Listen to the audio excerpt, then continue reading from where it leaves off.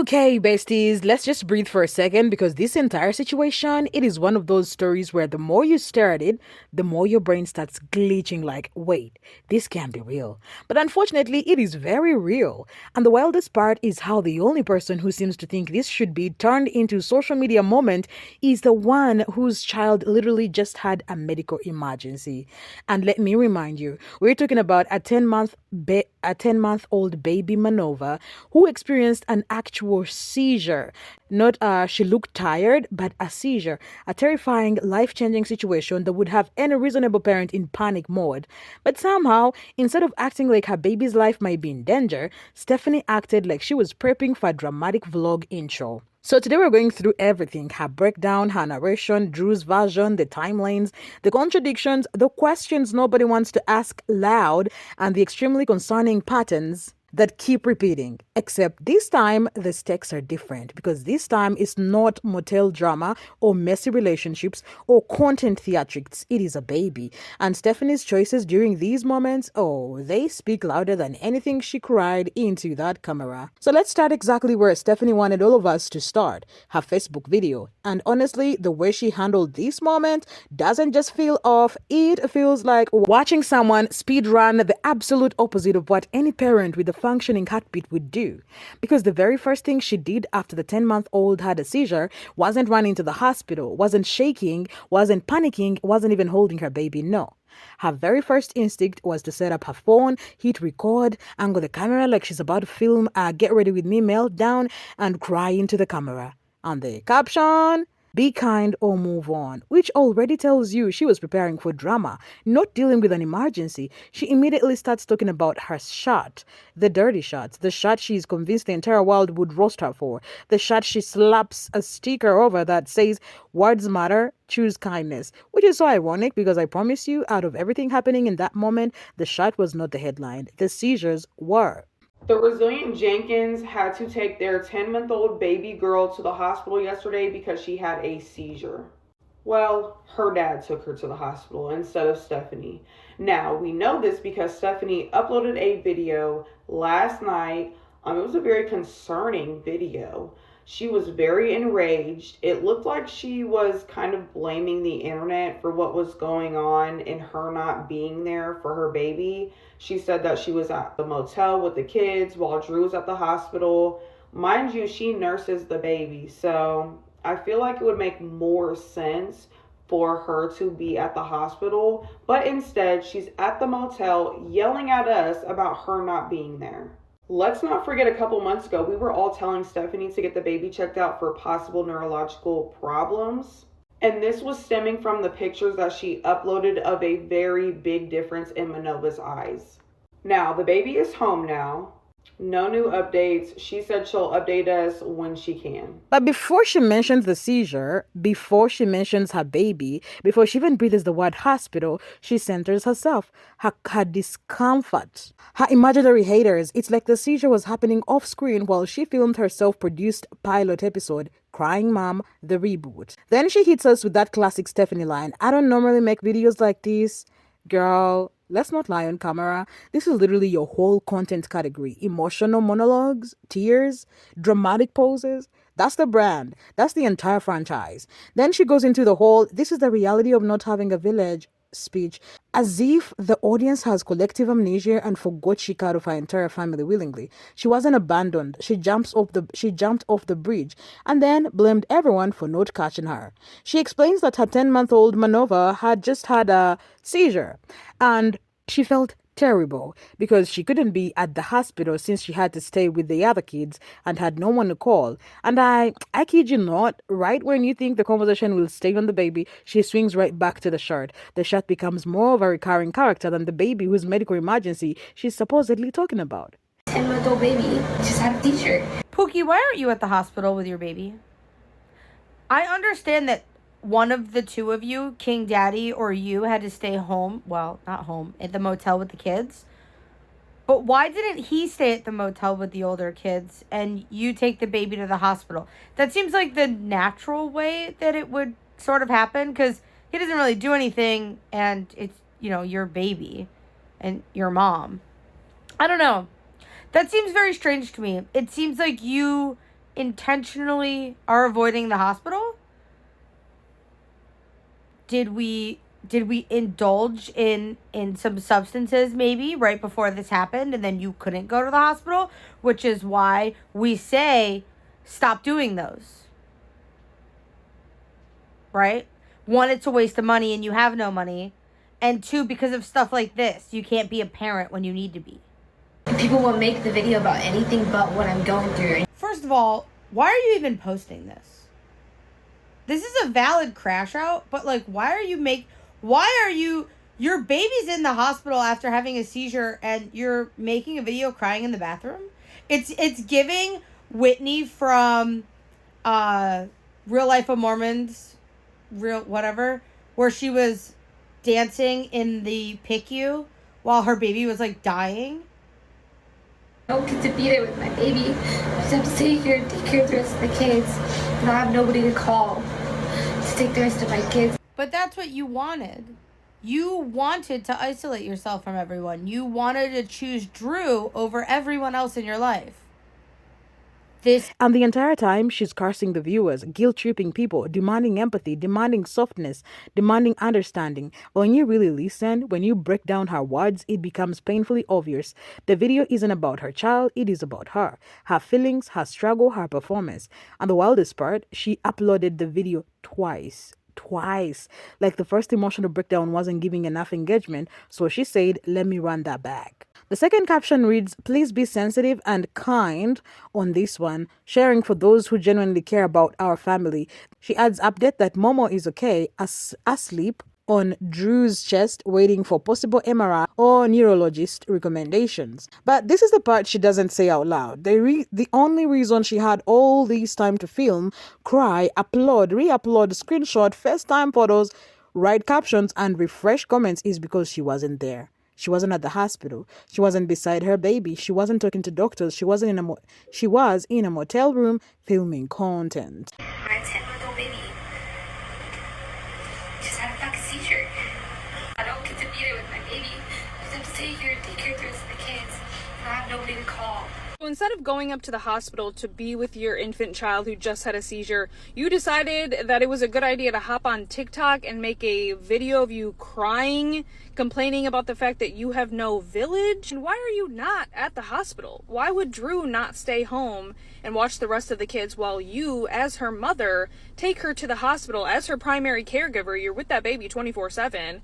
Why are you home? Unless maybe you took something, you might be on something. I don't know, but as a mother, the last fucking thing I would be doing if my child was in the ER, even if she even had a cold, I would not be up on Facebook posting statuses, on TikTok making crying videos. Like, what is wrong with this woman? I don't normally like to post 3 Resilient Jenkins videos in a row, but after seeing this shit, I had to get on here and talk about it, because what in the fuck? If she wants to sit on here and complain over the fact that she has no one else to call and that people are gonna sit here and make fun of her and say that her baby deserves to have a seizure, like, girl, are you ill? It's no one else's problem that you have no one to call but yourself. Get off your phone and go to the hospital to be with your child. And that is when the real question hits you in the face like a frying pan. Who in their right mind is adjusting lighting, choosing filters, typing captions, and uploading emotional performance videos while their baby is hooked up in a hospital bed? Because that's not maternal instincts. That is not fear. That is not agency. That is creator instinct. Then she posts FaceTime screenshots and not pictures she took from being actually in the room, because she wasn't, but screenshots she took from a distance while Drew was the one physically holding the baby at the hospital. And you could instantly tell these weren't random. Oops, I screenshotted 2 fast pictures. No, these were strategically chosen, perfectly angled. They showed not just the baby, but the hospital monitors, the wires, the background, everything that makes a moment look raw, serious, and intimate, even though she was literally nowhere near the moment. And the way she chose them, it is giving, let me make sure you all see how tragic this looks, while ignoring the fact that the real tragedy is that she wasn't even there. Then she drops the caption, I just want to grab her through the phone and hold her. I wish I could be there also. And listen, this is the part where every mother watching this collectively rolled their eyes, because let's be honest, if she truly wanted to be there, she would have been there. There is no universe where a mother whose infant just got a seizure decides, yeah, let me sit this one out and watch from my motel room like it's a live stream. So something is not right with the seizure situation. Something's not right. Something's wrong. I can't think of any other reason that she would have not gone with her infant breastfeeding baby to the hospital instead of Drew. The only other reason I can think of is she was too high. She was too high, and it would have been too obvious to the medical staff that she was impaired. She had ingested something, and that would open an investigation. It would open too many questions. It would lead the medical staff to ask, why did this seizure happen? And there might have been drug testing, and obviously that could have led to removal. There is just no other reason. I was thinking maybe it was because like she can't trust Drew with the other kids, but she does that all the time. And even if she felt like she couldn't, and I hate to say this, Addie was there. Not that that's right, but she parentifies the hell out of her all the time. They literally leave her alone with the babies all the time. So, like, why? There is no good reason. There's no good reason that as a mother, a breastfeeding mother of an infant who had a seizure, you would not go to the hospital with them. There is just no other reason. It's not like she has like another breastfeeding child at home. Atlas is at home and he stays with Drew all the time anyway. Drew is like his primary caregiver. It makes no sense at all. And of course, there's a lot of things that just, they don't add up. Somebody pointed out that in the picture of when Manovah came home, her hair is thicker. Stephanie is wearing a tank top, even though she said she was wearing a shirt that was dirty. It was the only clean shirt. I still don't understand why she blurred the shirt out. What was on the shirt? Like how bad was it? And she had a tank top. Why didn't she wear that? There are a lot of things that don't add up. And of course, I don't want it to be true that Manovah had a seizure. That's terrifying. That's so terrifying. That's tragic. That's mad unfortunate. Like that's awful. Then she follows it up with, Momo had a little seizure scare, waiting to see if she needs an MRI or if the neurologist recommends follow-up. And suddenly, she's oversharing every detail of her baby's medical condition, openly, willingly, without hesitation. Which is funny because the last time her baby had a medical issue, the cross-eye situation, she hid behind HIPAA like she was the spokesperson for the medical privacy department. She refused to answer questions, refused to give updates, refused to even acknowledge concerns. HIPAA was her shield, her sword, her excuse. Now that the situation is emotional, dramatic, and let's be very honest, highly clickable, suddenly she's the family spokesperson. Suddenly she's breaking down details like she's reading off a hospital chart. It's almost like privacy only matters when the story doesn't benefit her. But the moment it becomes content, the floodgates magically open. And that shift alone tells you everything. Why was the person who took the baby to the emergency room the person who was sleeping when the seizure happened? You weren't awake. So why did you take the baby? She can't tell the doctors what happened, and you were asleep. Also, thank you to anybody who screen records their content and puts it on Reddit, because they shouldn't be getting views. Whoever did this, you probably shouldn't even be following them because you're supporting him, but, pish posh, we can deal with that another day. Or, since you don't baby proof, I don't know, did your baby get into something? You don't baby proof. What's funny is when it came to her crossed eye, HIPAA, you're not talking about that. But when it comes to a seizure, those are also neurological issues, which would be in the same category. So tell us about the eye. You're the one who opened Pandora's box. You're the one who wants to talk about seizures and neurologists. What have they said about her eye? Speaking of eyes, how did Deshawn get a black eye in 2022? May by now. Also, you said you don't take Atlas places because you have to take her because she's breastfeeding. Does Drew lactate now? Curious. For research purposes. Drew's version honestly feels like someone trying to explain chaos that he walked into a mid-scene. His tone is flat, factual, and shockingly calm compared to Stephanie's theatrical meltdown. He explains the baby had a seizure the night before. She's fine now, back at the motel, and he's making calls for more testing. Meanwhile, Stephanie is somewhere adjusting her camera brightness. He then describes the actual moment. He was asleep before a work shift. Stephanie woke him up. She was the only one who saw the seizure. He did not see anything. He only saw the aftermath when the baby was on the floor. He immediately called an ambulance and followed in the car while the baby was taken alone. And yes, a 10-month-old rode alone in an ambulance during her first seizure because somehow neither parent thought one of them should actually be in the ambulance with her. Drew shows pictures of himself at the hospital, the ambulance, the baby being physically present. Meanwhile, Stephanie's at the motel crying into the camera and proofreading her captions. When you break it down like that, the contrast is ridiculous.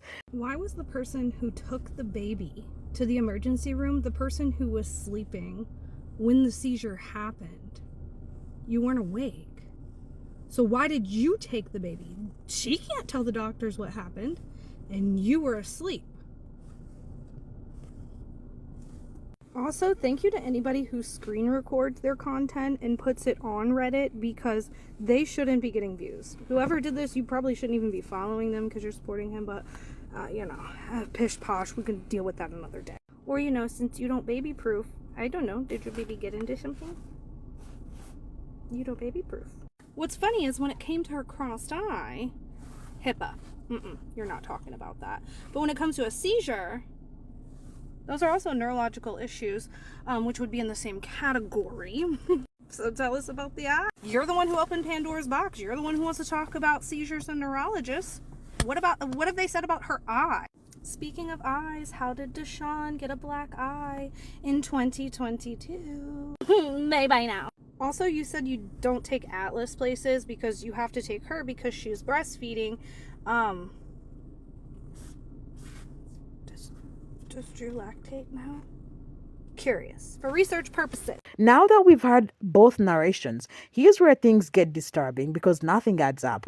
Why didn't Stephanie take the baby at the hospital herself? She saw the seizures. She's the breastfeeding mother. She knows her daughter better. She's with the baby all day. Yet she stayed behind like this was a minor inconvenience.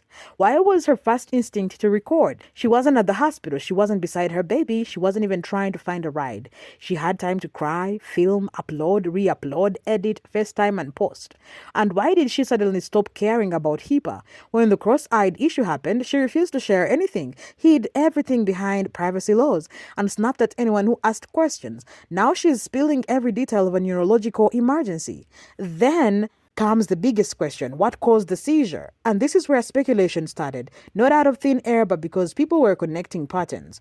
There are so many possible causes, and every single one becomes more concerning when you look at the environment this baby is raised in. People questioned whether it could have been a febrile seizure because the baby had been congested with visible snot just days before. Others wondered if the baby was overstressed or overstimulated. And honestly, how could she not be? They lived in a cramped motel room with red lighting blasting like it's a horror set, and set screens flashing in her face all day like she's being raised inside a live stream. People brought up the fact that Stephanie proudly avoids taking her kids for regular checkups. She says it openly. She doesn't like hospitals. She doesn't trust doctors. She waits until things get bad enough for the internet to scream CPS before she reacts. And we've seen this before. Remember the cross-eye situation? She did not take that baby to the hospital until the internet pressured her, dragged her, questioned her parenting, and literally forced her hand. Only then did she finally get the baby checked. And yes, she made content about that too. Then you add the chaotic environment, the baby eating almost a whole jar of peanut butter on camera with no supervision, smearing it everywhere, eating off the floor, crawling around unsafe spaces, and being put in a dog bed instead of playpen.